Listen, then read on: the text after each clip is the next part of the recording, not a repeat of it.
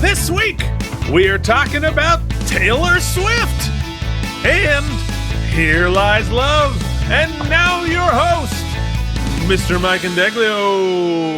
What is up, team? Welcome to K&M Geekly. Just a sneak peek at two geeks talking about some of the things got them through the week. Looking forward to this coming week. And we are on a time crunch today because I have to go to a lunch-in for my boss virtually. But that's okay. I can show up a little bit late because that's what I do to most meetings because I'm doing content for this show. I'm joined as always. Well, not always. Sometimes That's true. He gets a week off and he's back and we are better for it. Keith Varney, how you doing, buddy? I'm doing great. I'm a little under the weather, but you know what? I'm having a good week anyway. Things are going well. I got to see a Broadway show last night. Things are pretty good. We did a great reading for Keith's new musical 2 weeks ago. We got to mention it last week. It was really awesome to be a part of, Keith. Looking forward to good news coming up. But of course, we can't talk about any of those things until they are real because that's the nature of this business. But just wanted to congratulate you on taking that first step because that's one of the hardest. Well, thank you. And I am very grateful to you and CEO Jen, who are incredibly helpful in that entire process. And I think it went really well. I think it was fun. I think as a first draft, it didn't burst into flames, and so we'll go from there. So this week we have two quick topics. We're going to start with Keith this week, and you went to see a Broadway musical that I almost went to see a few weeks ago and opted into seeing Back to the Future instead, which I regretted almost instantaneously. I'll talk about that at another time. Oh boy! Maybe. I just wish I'd picked something else that could have used my money. But instead, I got you to give me the lowdown on the controversial, for a while, musical Here Lies Love, Keith. If you want to give your money to people who need it, I'll do a musical in your living room for $30. Yeah, that's fair. Tell us about what the show is and anything you want to talk about. I'm excited to talk about it. And while I do, I'm bouncing back. I don't know from where. So you're going to work on that. Well, I tell you about Here Lies Love, currently playing on the Broadway theater, on Broadway, which is it's a little bit complex because it's the Broadway theater on Broadway. But whatever it is, did that fix it for you? It is. What's that? Did that fix it for you? It surely did not. No idea what's happening anymore. I don't know. Lots of things are happening. That's okay. So Here Lies Love has a concept and music and lyrics by David Byrne, of course, and additional music by Fatboy Slim. It's directed by Alex Timbers, and it is basically the story that did it.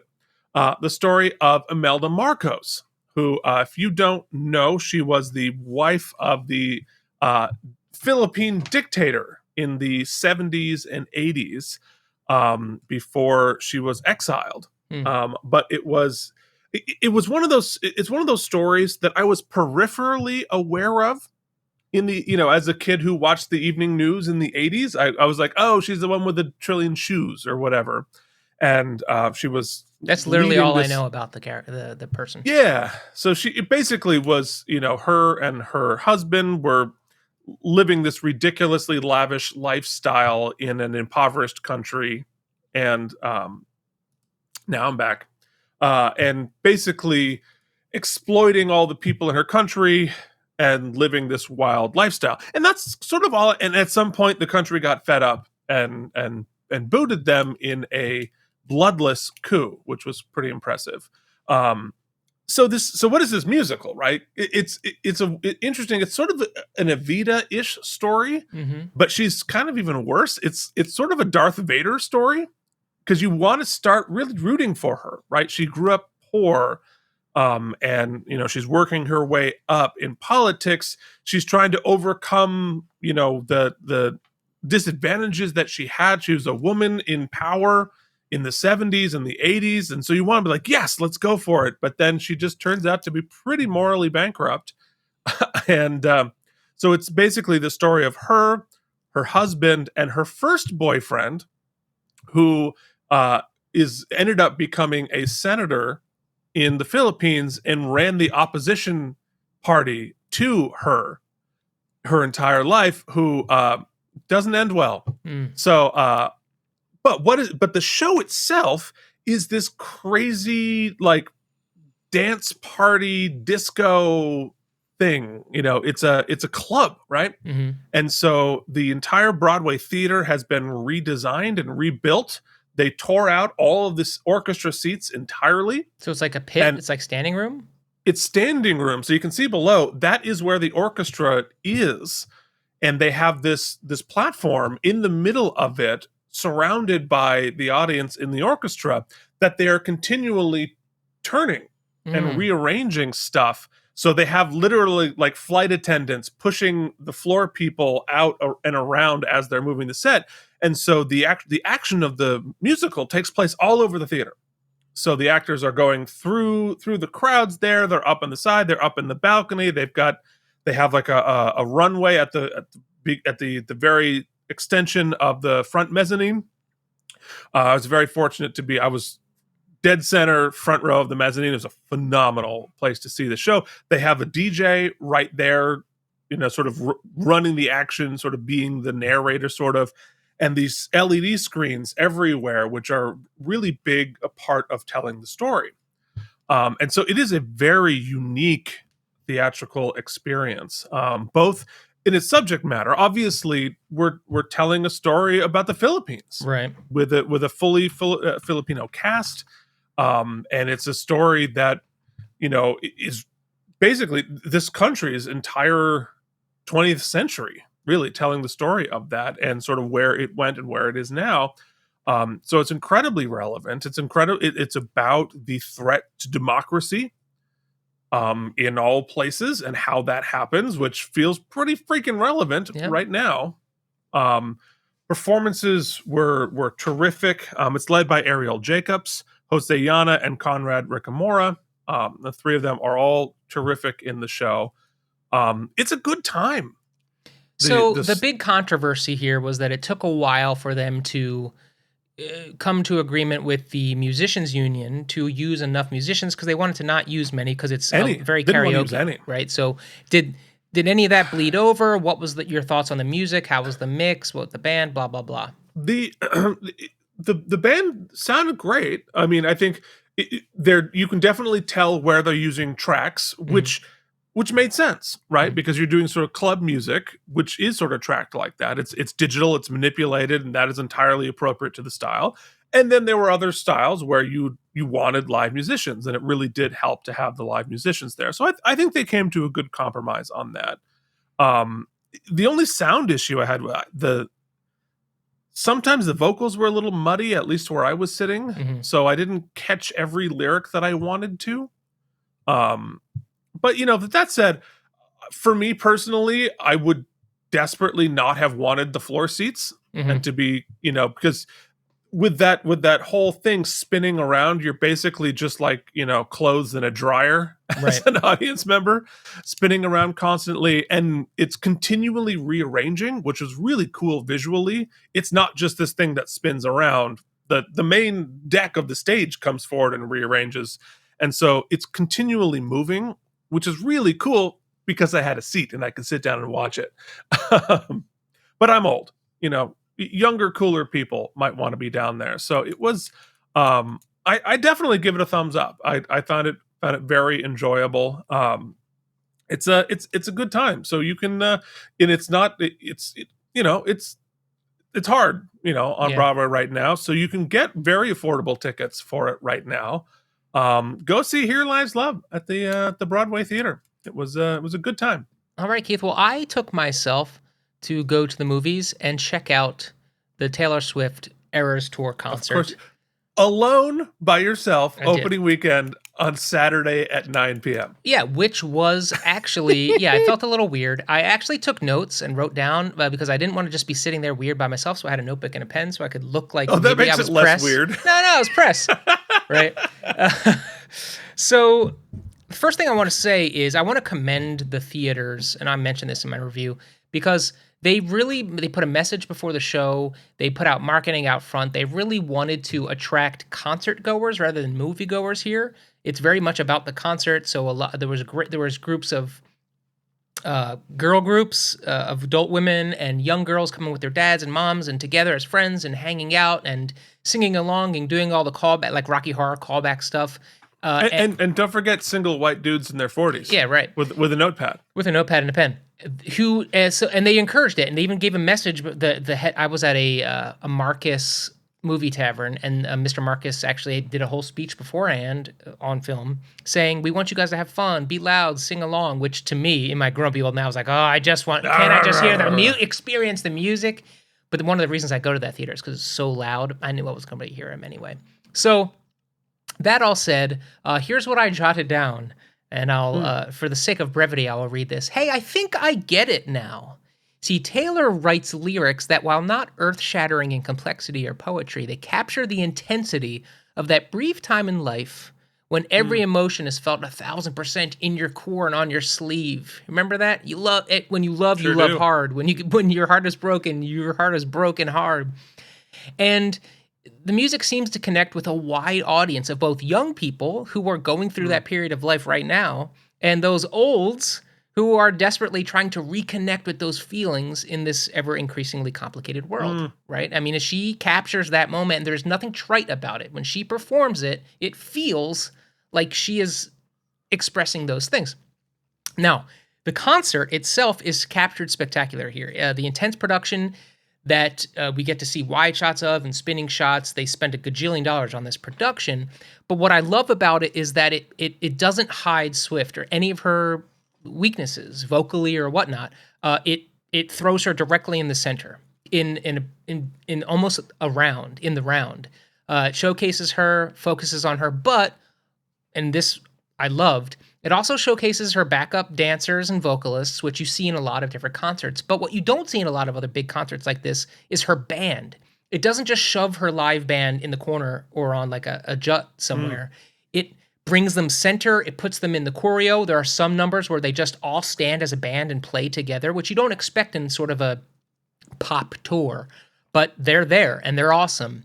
What I'm glad is that she's got good handlers. She avoids general patter, as that is not her superpower. When she goes into patter or introductions, you can tell there's a facade. It's not how she connects.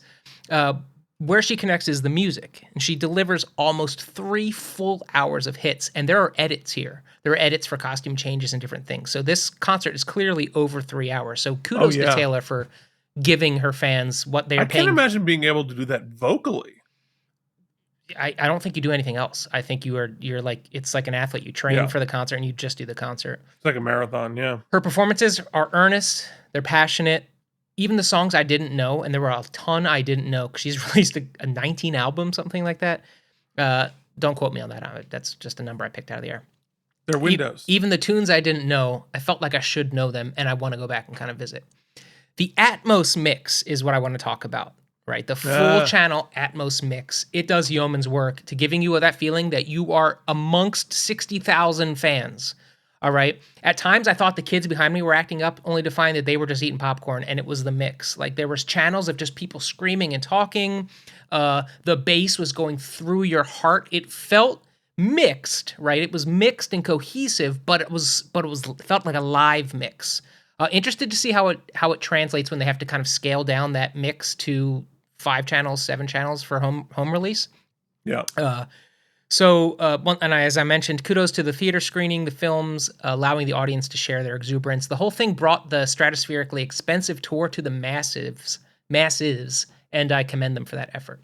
Here's my one and only gripe. It is completely over-directed. Like, they felt they had to match the direction of the cinematography to the kind of chaotic pop nature of rock concerts. So many whip cuts, so many. We're super close up on Taylor. Then like we're whipping around, and then we're going here and we're shooting over. Like, so many cuts. Now I know that they were trying to cut out a lot of the like kids with their cell phones up and not show the huge projections, which were showing Taylor, so you don't get that effect of like. Oh, they didn't show all the projections? Oh, the projections that were showing Taylor, not their like set design. Yeah, but because they were trying to avoid too much of like, oh, there's Taylor on the 50-foot screen and she's also there, you miss some of the big production, like the colors and the effects they're doing, which is the stuff I like. But here's the thing: that one of her big hits, "All Too Well," it's called. It's the song about the scarf or whatever. She does a 10-minute version here, beautiful solo acoustic version, passionately performed. And they decide because of that, they have 2 shots, a front wide, right, of her, and then like a close side, and they just cut between those 2, and it's like cinematic, theatrical, breathtaking. And I'm like, why can't we just have more shots like that? Let her be the show and just give me some wide shots. So that's my gripe. It's really overdirected. At times, like a little disorienting, like a little dizzying. I think they're trying to capture that like kid going crazy at a concert, like just out of her mind type of experience. So that was a little bit of a bummer. But overall, I was not bored. I didn't get up to pee. I was invested. Really super psyched to see it again when it's on. I can watch it on my OLED and see what you think. Well, that reminds me, and I know you got to go. So maybe this will, you know what? I'm going to make this my weekly rad. Okay. And that is how Here Lies Love incorporated exactly that, because they did a lot of live video on during the show, because a lot of it happens in the press and the media or whatever. So they have live cameras that they're projecting on the back wall, sort of all over the theater. And they did some, I thought, the best sequence in the whole thing, where he's sort of campaigning. And so he's walking through the audience and we're seeing the black and white image of what he's doing. And he's walking through the actual crowd and interacting with them as if bringing them into the story. So cool, right? But then he goes up onto the main stage, and which has the wall of the live video on him. And they tilt up, and that's where you see him on the video, but then the video on the video and the video on the video. And that's where you start to get in trouble. And everybody in the world will be like, all right, we got to cut that. We got to figure out an angle where it doesn't show that. Well, damn, no. They brought in people standing behind him and then made that choreography so that when you move this way, it was like chick, chick, chick, chick, chick, chick, chick, chick, chick, chick. That's cool. As the choreography. And it was just like, that is so freaking creative to turn that liability into an asset. I turned to the person I was with. I was at the end, I was like, holy shit, that was amazing. Create new ideas. That's the thing, right? I'll take my weekly ride to just mention, I don't think I've mentioned it on the show before. So Jen, my CEO Jen, she's off doing a show. She's understudying. Oh my God, yes. And, to cut costs at any given way, people do it. It's tough to make money on Broadway, off-Broadway, Keith will tell you. But one of the ways people are doing is they're taking the understudies, right? And instead of having them come through the rehearsal process, they just bring them in during tech. And they say, watch the show as we're lighting it. And then, just be ready, right? Just in case. Yeah, just do it. Yeah. You probably won't have to go on, but, just in case. Anyway, long story short, as you can imagine, first preview. So the first time an audience is coming, and with that, producers, right? Because this is a show that they're talking about potential other places it could run. And the first preview hasn't even had a rehearsal. No rehearsals. None. Just watching, sitting and watching and taking notes. And they were like, you got to go on. So they gave her the option to say no. They would just cancel the performance, but that's not who CEO Jen is. She had done her work. She got up there. She said that a couple of people, the first time she's even held a inhuman conversation with them was during the run of this show, the first night of previews, because she didn't want to bug them during their rehearsal process, which is another way she's a great professional. Anyway, she nailed it, and I'm sure she's going to have to go on again. So congratulations and best of luck. Way to be a pro. The type of thing that could be fatal even to think about for some people. 100%. Mm-hmm.